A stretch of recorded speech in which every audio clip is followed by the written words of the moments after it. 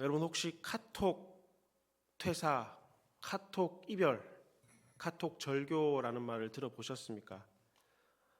아마 들어보셨던 분들도 계실 것이고 아마 처음 듣는 분들도 계실 수가 있겠는데 대충 어떤 의미인지 아시겠죠? 대충 이런 뜻입니다. 카카오톡으로 문자로 퇴사를 통보한다라는 겁니다. 퇴사를 할 때 예전 같으면 사직서를 쓰고 또 여러 절차를 걸쳐서 양해를 구하고 또 감사의 인사를 전하기도 했는데 요즘 그렇지 않고 카톡으로 저 내일부터 못 나옵니다.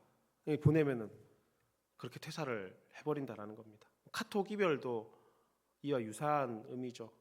남녀가 만나고 헤어지는데 많은 아픔도 있고 또 추억들도 있을 것인데 그렇게 이별을 통보한다라는 겁니다. 나 이제 너랑 안 만날 거야. 이렇게 통보하면서 얼굴과 얼굴을 마주하지 않고 이렇게 금방 이별을 해버린다라는 거죠. 절교도 마찬가지입니다. 우리 때 시대에 친구와 절교한다라는 것이 쉽지 않는 일임에도 불구하고 요즘은 쉽게 절교를 해버린 겁니다. 오늘부터 너랑은 안 사귈 거야, 안 만날 거야. 언팔 이런 말들도 아마 들어 보셨을 것입니다. 차단. 그렇게 카톡 친구를 차단해버리고 더 이상 그와 만나지 않는 그런 풍조들이 오늘날 우리 사회에 있음을 보고 있습니다. 오늘날을 초연결 사회라고 이야기를 하죠. 쉽고 빠르게 다양한 사람들과 관계를 맺는 사회이기도 하지만 한편으로는 아주 쉽게 또 그리고 간단하게 빠르게 그 관계를 끊어버리기도 한다라는 것입니다.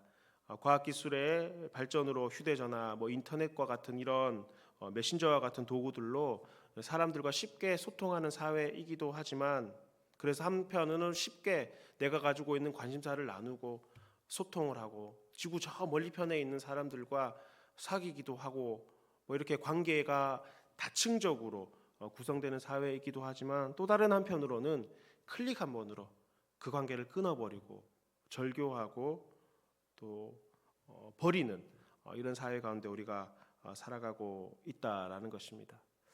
그렇지만 여러분 우리가 믿는 하나님은 오늘 우리에게 전혀 다르게 말씀을 하십니다. 주님께서 오늘 우리에게 뭐라고 말씀하십니까? 사랑하시되 끝까지 사랑하여 주신다 말씀하십니다. 쉽게 관계를 맺고 쉽게 관계를 끊어버리는 이 시대의 풍조와는 전혀 다르게 주님께서는 오늘 우리에게 말씀하시기를 사랑하는데 끝까지 사랑해 주신다라는 겁니다. 이 사랑에는 이유와 조건이 없는 것입니다. 끝까지 하나님께서는 우리를 사랑하여 주신다라고 말씀하신다라는 것입니다. 사랑하는 교회 여러분, 하나님께서 우리를 이렇게 사랑하시는 줄을 믿으시기 바랍니다. 하나님께서 날 사랑하심을 믿고 또 믿으실 수 있기를 간절히 축복합니다. 그런데 여러분 하나님께서 이 말씀을 언제 그리고 누구에게 하신 말씀인가요? 오늘 말씀을 보면 유월절 전이라고 이야기를 하고 있습니다. 또 그리고 예수님께서 세상을 떠나 아버지께로 돌아가실 때라고 말씀을 하고 있습니다. 즉 십자가를 앞둔 마지막 밤에 예수님께서 제자들에게 하신 말씀입니다. 당시 예수님과 제자들은 예루살렘으로 입성하였고 유월절 식사를 위해서 마가의 다락방에서 모여서 함께 식사를 할 그때였습니다. 이 밤이 끝나고 날이 밝으면 예수님께서는 로마의 군인들에게 사로잡혀 대제사장인 가야바 앞으로 끌려가게 될 것이고 그 이후에 모진 고난과 또한 십자가의 고통과 아픔을 당해야 될 것을 예수님께서는 누구보다도 잘 알고 계셨습니다. 바로 그때 예수님께서는 이 말씀을 하셨다라는 겁니다. 여러분 인간적으로 볼 때 지금 내일 아침이면 내일 새벽이면 내가 잡혀가서 고난을 당하고 십자가에 달려 죽는다라는 사실을 알고 있다면 얼마나 두렵고 떨리겠습니까? 예수님께서도 이후 이 게세마네 동산에 가서 기도하실 때에 할 수 있다면 이 잔을 내게 옮겨 주시옵소서라고 하나님께 그렇게 기도하기도 하였습니다. 그러니 너무나 두렵고 떨리는 상황 가운데 어쩌면 초조하고 힘든 순간 가운데서도 예수님께서는 제자들에게 너희를 사랑하는데 끝까지 사랑하신다. 그 말씀을 하셨다라는 겁니다. 그런데 함께한 제자들은 이런 예수님의 마음도 모른 채 전혀 다른 생각들로 가득 차 있었습니다. 먼저 가룟 유다는 예수님을 팔고자 하였습니다. 가룟 유다, 그는 예수님과 함께 3년을 동거동락한 핵심 제자 가운데 한 명이었습니다. 제자들 사이에서도 신망이 두터워서 모든 재정을 그가 도맡아 관리할 정도였고, 제자들도 그것을 인정하여 그들 가운데 회개로 세웠습니다. 그런데 그런 예수님과 이 가룟 유다는 절교할 생각을 하고 있었던 것입니다. 절교를 넘어서 예수님을 팔아 넘기고자 하였습니다. 그로 말미암아 자신의 이익을 취하고자 했던 자가 예수님의 핵심 제자 가운데 한 명인 가룟 유다였습니다. 여러분, 수제자라고 불렸던 베드로는 어떠합니까? 주님을 위해서 목숨까지도 버리겠다고 고백했던 베드로에게 예수님께서는 말씀하셨지 않습니까? 내가 닭이 울기 전에 이 밤 나를 3번 부인할 것이다 말씀하셨습니다. 실제로 그날 밤 베드로는 예수님을 3번이나 부인하였습니다. 부인할 정도가 아니라 저주하며 맹세하면서까지 예수님을 모욕했습니다. 베드로, 그는 말은 번지르하게 할지 몰라도 실상은, 행동은 그렇지가 못했습니다. 나머지 제자들도 마찬가지였습니다. 그 밤 예수님께서 잡히실 때에 어떤 제자 한 명도 예수님 편에 서서 예수님과 함께 하지 못했습니다. 모두 다 혼비백산해서 도망갔습니다. 뿐만 아니라 이들은 예루살렘으로 올라오는 내내 누가 높은가, 누가 더 큰 권력을 가질까, 여기에 혈안이 되어 있었습니다. 그리고 이것 때문에 그들은 수시로 다투었습니다. 유월절 만찬을 하는 지금 이 순간에도 이 제자들은 더 높아지고자 자신의 자존심을 내세우며 서로 눈치를 살피고 으르렁대고 있었던 것입니다.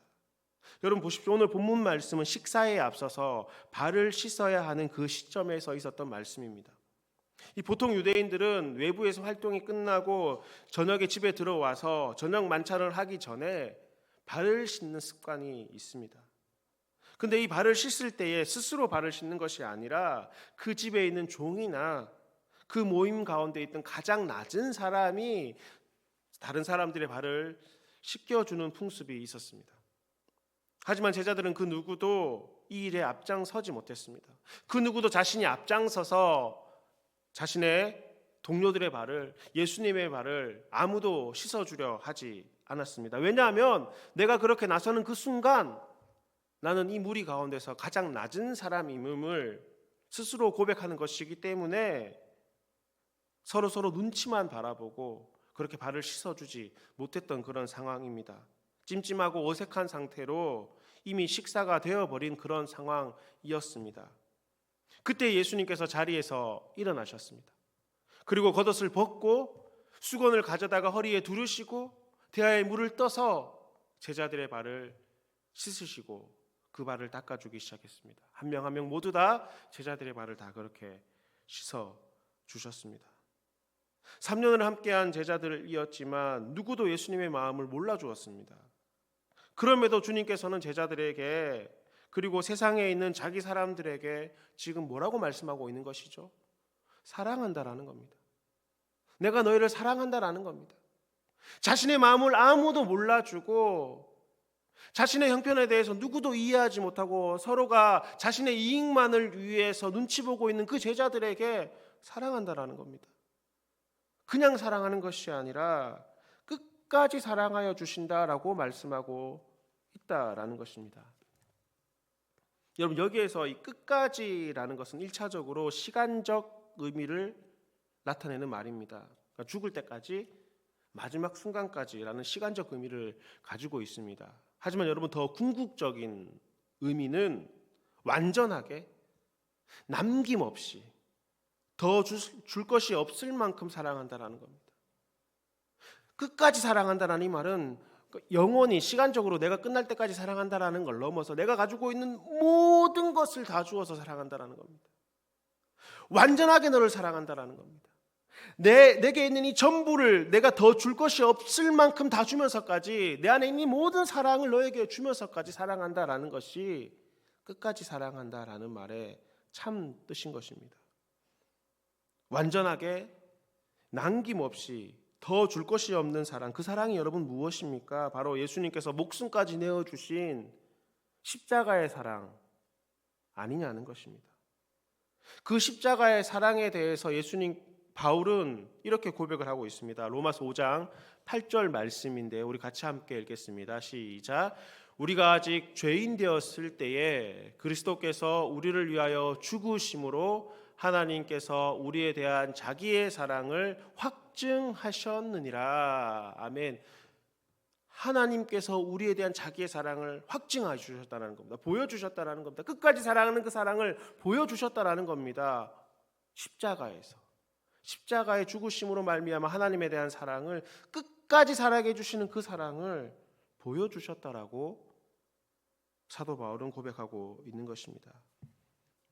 여러분, 지금 우리는 사순절 절기를 보내고 있습니다. 내일은 종려주일로 지키고 또 돌아오는 월요일부터는 고난주간으로 지키고 있습니다. 대대로 교회는 이 사순절 기간 십자가와 또한 십자가에 고난당하신 예수님에 대해서 깊이 묵상하는 절기를 지킵니다. 특별히 이 고난주간에는 여러 교회들에서 금식을 하기도 하고, 그래서 예수님의 고난에 동참하고자 하는 여러 가지 행사들을 갖기도 합니다. 또 어떤 교회는 이 사순절 기간 전체에 금식을 하시기도 하거나 오랫동안 이 전체를 통해서 오락을 금하며 또 고통과 고난을 깊이 묵상하는 시간을 갖기도 합니다. 여러분, 사순절 기간 동안 예수님의 고난을 묵상하며 함께 동참하는 것은 너무나 뜻깊고 의미 있는 시간이 될 것입니다. 하지만 여러분, 단순히 고난에 참여하여 나도 아픔을 느끼는 것, 또한 내 마음을 아파하고 슬퍼하는 것에서 머문다면 여러분, 사순절을 우리는 어쩌면 잘못 지내고 있는 건지도 모릅니다. 십자가를 통해서, 십자가에서 죽으시고 고난당하신 예수님을 묵상하면서 여러분, 오늘 우리가 반드시 기억해야 되는 것은 아프겠구나, 힘들었겠구나, 어려웠겠구나 이 생각을 하고 연민하고 동정하는 것이 아니라, 하나님께서 우리를 그렇게까지 사랑해 주셨구나, 이렇게까지 하나님께서 우리를 사랑해 주시는구나, 사랑하실 때 끝까지 사랑하시는 하나님의 사랑을 저기에서 우리에게 보여주셨구나, 이거를 기억하는 겁니다. 하나님께서 나를 남김없이 더 줄 것이 없을 만큼 우리를 사랑해 주셨음을 십자가를 통해서 바라봐야 되는 것이고, 십자가를 통해서 그 사랑을 기억해야 된다라는 것입니다.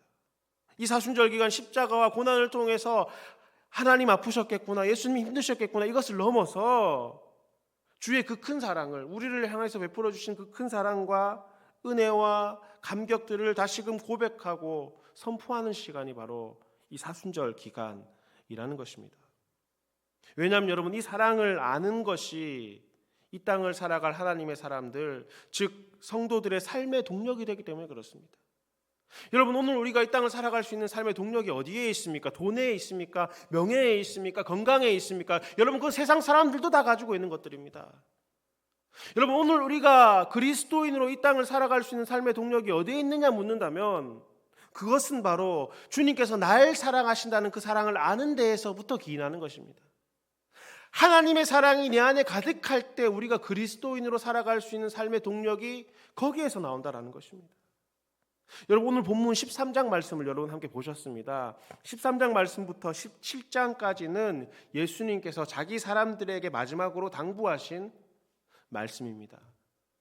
그러니 내일 밤 잡혀가기 전에 그 밤 유월절 만찬 가운데 예수님께서 제자들에게 하신 말씀이 13장부터 17장까지의 말씀입니다. 여러분, 이 마지막 순간 예수님께서 제자들에게 하시고자 했던 말씀의 핵심이 무엇인 줄 아십니까? 그건 바로 사랑입니다. 어떤 교리를 이야기한 것이 아닙니다. 이렇게 저렇게 하라 말씀하신 것이 아닙니다. 사랑에 대한 이야기만 가득 이곳에 담아 두셨다라는 겁니다. 여러분, 13장부터 17장까지 사랑이라는 단어만 총 31번이 나옵니다. 요한복음 전체로 볼 때는 60%가 바로 여기에 나오고 있다라는 겁니다. 여러분 13장부터 17장까지 뭐 말씀을 한번 쭉 보시면 아시겠지만 사랑이라는 단어를 아마 금방금방 찾으실 겁니다. 왜냐하면 그렇게 여기 많이 기록되어 있기 때문에 그렇습니다. 사랑하시되 끝까지 사랑한다. 내가 너희를 사랑한 것 같이 너희도 서로 사랑하라. 나의 사랑 안에 거하라. 온통 사랑 이야기가 이곳에 가득하다라는 것입니다. 온통 사랑한다 말 뿐입니다. 예수님께서 이렇게 많이 말씀하신 이유는 하나입니다. 하나님께서 날 사랑하신다는 이 사실을 알아야지만이 내가 십자가에서 죽고 난 다음, 내가 부활 승천하고 난 다음 너희들이 이 땅을 살아갈 수 있는 삶의 동력이 되기 때문이다. 이걸 말씀하고 싶은 것입니다. 지금이야 예수님께서 함께 계시니까 그들의 보호자가 되어주시고 그들을 도와주시고 그들을 붙들어 주실 수 있지만 예수님이 떠난 다음 제자들을 붙들어주고 성도들을 붙들어줄 수 있는 것은 다른 것이 아니라 내가 너를 사랑한다라는 이 사실, 하나님께서 나는 사랑을 입은 사람이라는 사실, 하나님이 지금도 나를 사랑하신다는 이 사실이 예수님이 안 계신 그 땅 가운데서 성도로서 그리스도인으로 살아갈 수 있는 삶의 동력이 되기 때문에 그런 것입니다. 주님께서 그런 말씀을 하시기도 하셨잖아요. 이리가 득실되는 세상 가운데 양으로 살아가야 된다라고 말씀하셨잖아요. 여러분, 어떻게 양이 이리 가운데 살아갈 수 있습니까? 어떻게 이리들이 그렇게 많이 있는 곳에 양으로서 설 수 있냐 하는 것입니다. 그건 바로 이거밖에 없는 것입니다. 하나님께서 날 사랑하신다. 하나님께서 날 지켜주신다. 하나님께서 날 보호하신다. 이 사실만이 이리들이 가득한 세상 가운데서 양으로 살아갈 수 있는 유일한 방법이 된다라는 것입니다. 그러므로 그리스도의 삶의 동력이 무엇인가 묻는다면 그것은 단연코 하나님께서 날 사랑하심을 아는 것입니다.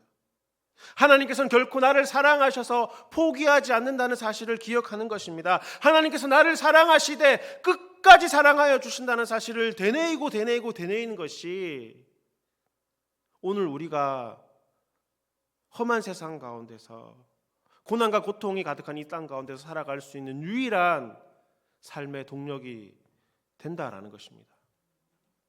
교회 여러분, 혹시 이 찬양 들어보신 적이 있습니까? 여러분, 찬양을 한번 같이 들어보시겠습니다. 하나님이 나 참 사랑하시네. 하나님이 날 참 사랑하시네. 하나님이 날 참 사랑하시네. 하나님이 날 참 사랑하시네. 세월에 묻혀 또 현실에 갇혀 잊고 살다가도 그냥 살다가도 어느 날 문득 생각해보면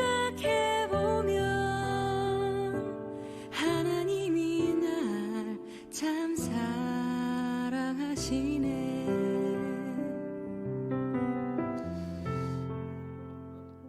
찬양 좀 괜찮습니까? 여러분이 하나님의 찬양을 들으실 때 연애세포를 좀 깨우셔야 됩니다. 찬양을 들으셔도 맹숭하신 것 같아서 좀 마음이 조금 아픕니다. 가사가 너무 좋죠. 이런 가사입니다. 하나님이 날 참 사랑하신다라는 겁니다. 세월에 묻혀 또 현실 가운데 잊고 살다가도 그냥 살다가도 문득 생각해 보면 하나님이 날 참 사랑하신다라는 겁니다. 하나님께서 날 너무너무 사랑하신다는 겁니다. 나는 하나님의 사랑을 잊어버리고 살아가지만 하나님께서는 여전히 나를 사랑하시고, 그래서 문득문득 다시금 그 사랑을 떠올리고 깨달아서 다시금 힘을 얻고 소망을 얻는다라는 것이 이 찬양의 가사의 내용입니다. 근데 여러분, 제가 문제를 한번 내보겠습니다. 여러분, 이 찬양의 제목이 뭘까요? 하나님이 날 참, 그 첫째 줄이지 않습니까? 하나님이 날 참 사랑하시네. 저도 이 찬양의 제목이 그런 줄 알았어요. 근데 이 찬양의 제목이 뭔지 한번 보실까요? 아, 맞다. 전 처음에 이 찬양의 제목을 보고 약간, 죄송합니다, 트로트 같기도 하고 제목이 그랬는데, 근데 제가 찾아보니까 이게 원제입니다.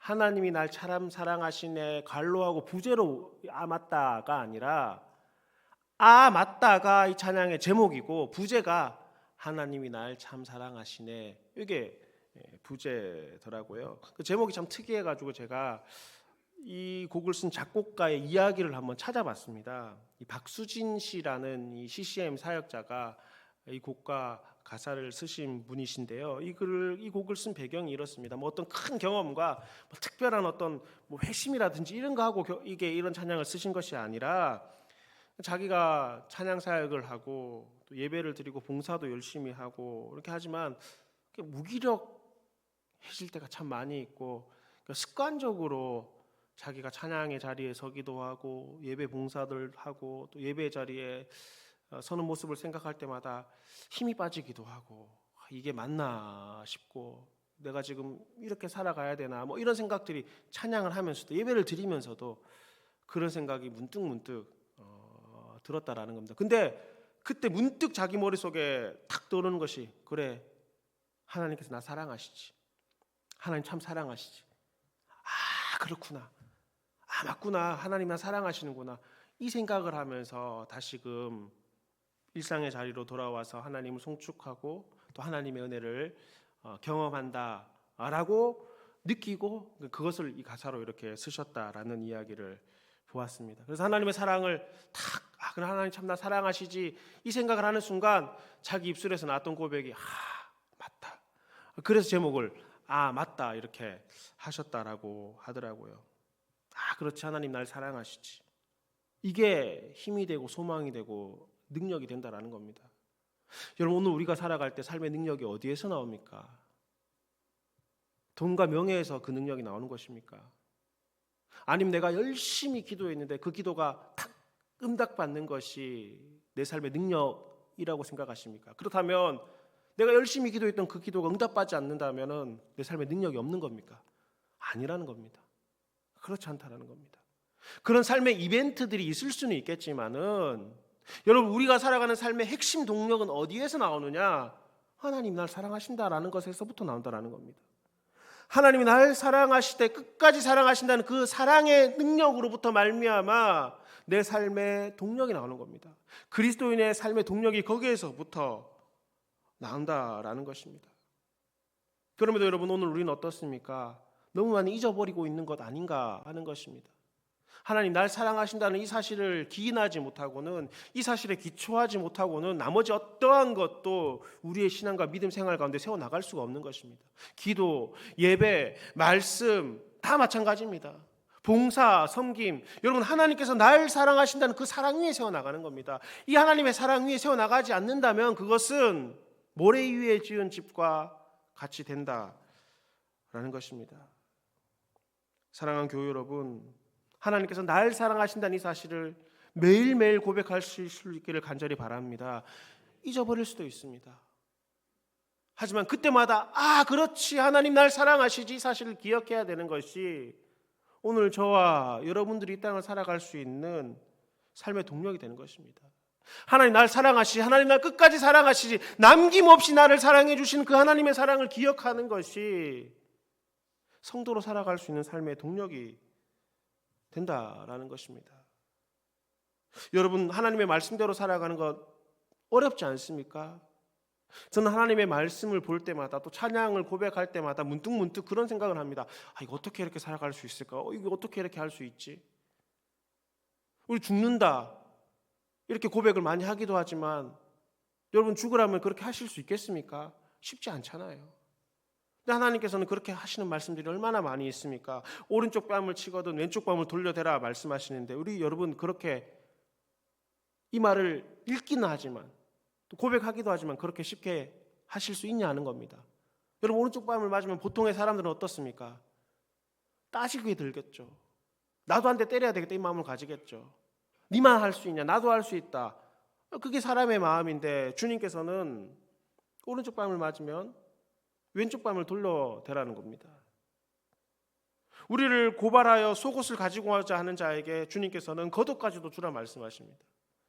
고발을 당하면 나도 맞고발을 하거나 맞서 싸우는 것이 일반적인 생각인데 주님은 그렇게 하라 말씀하시지 않고 겉옷까지 주라 말씀하십니다. 억지로 오리를 가고자 하면 십리를 함께 동행하라 말씀하시고, 원수를 사랑하라 말씀하시고, 박해하는 자를 위하여 기도하라 말씀하시는데, 여러분 이게 어떻게 우리의 심정으로 성정으로 되냐 하는 것입니다. 안 될 것입니다. 이게 어떻게 가능한 일입니까? 불가능한 일이잖아요. 근데 여러분, 하나님께서 불가능한 일을 우리에게 말씀하셨느냐? 그렇진 않습니다. 충분히 가능한 일들을 말씀하셨는데 그 가능한 삶의 원동력이 어디에 있느냐? 사랑이라는 겁니다. 하나님이 날 사랑한다라는 것입니다. 난 하나님의 사랑을 입었다라는 것입니다. 하나님께서 날 사랑하실 때 끝까지 사랑하신다는 이 사실이 가득하기 때문에, 이 사실이 충만함으로 말미암아 이러한 일들을 감당할 수 있는 것입니다. 억지로 눈을 찔끔 감고 참으면서 하라는 것이 아니라, 하나님의 사랑이 가득하면 이 일들을 행할 수 있다라는 것입니다. 우리 삶의 원동력은 바로 여기에서 나온다라는 것입니다. 여러분, 성령 충만을 우리가 이야기하는데, 여러분 성령 충만이 방언을 하고 예언을 하고 손을 들고 기도를 하고 목소리를 높이는 게 성령 충만이냐? 물론 그것도 성령 충만한 하나님의 하나의 모습일 수도 있습니다. 하지만 성령 충만이라는 것은 다른 것이 아니라 하나님이 날 사랑하시는 그 사랑이 내 안에 가득한 겁니다. 그 사랑이 넘쳐 흐르는 것이 성령 충만인 것입니다. 하나님의 사랑이 넘쳐 흐르는 게 성령 충만의 모습이라는 겁니다. 그 하나님의 사랑이 넘쳐 흐르다 보면 하나님의 크신 은혜가 임재해서 방언과 예언을 하기도 합니다.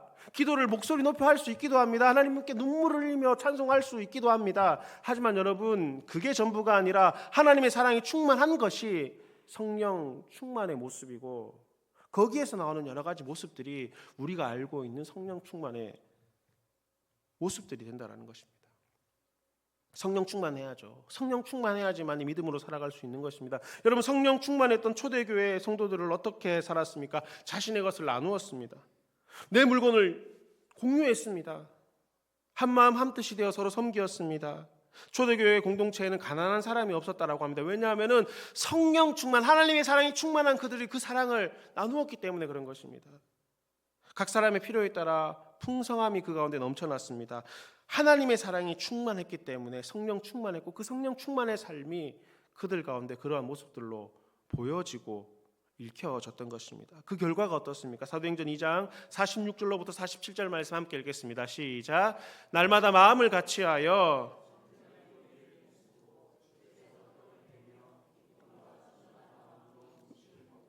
하나님을 찬미하며 또 온 백성에게 칭송을 받으니 주께서 구원받는 사람을 날마다 더하게 하시니라. 아멘.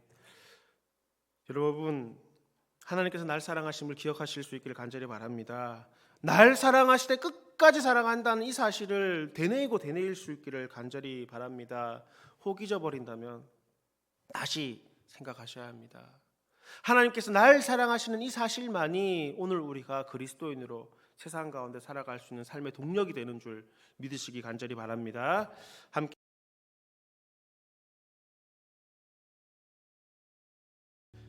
이제는 우리 구주 예수 그리스도의 크신 은혜와 하나님 아버지의 놀라우신 사랑과 성령님의 교통하심이, 사랑하시되 끝까지 사랑하심을 기억하고 고백하는 저희 무리들과 대치동교회 모든 성도들과 주님의 몸 되신 교회 위에 이제로부터 영원히 함께 계시기를 간절히 축원하옵나이다.